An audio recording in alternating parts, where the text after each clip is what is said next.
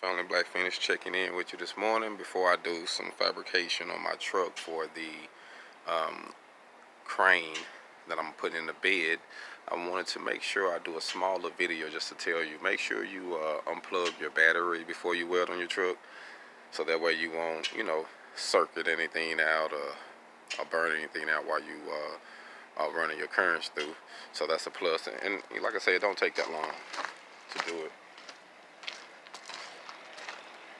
So unhook your power, set it to the side, and get everything lined out. I got my piece cut. This is my other piece. My other piece is on the bottom. I'm gonna show it to you. Let's see.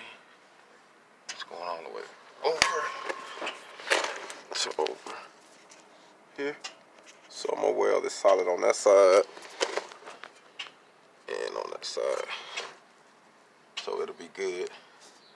And that'll be my support bracket that's going off the frame to be able to help when I pick it up, it'll stay sturdy both ways. So that's a way to do that.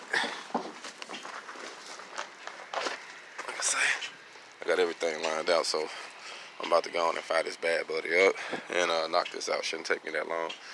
And I'll be working on my stage 2. Hold on.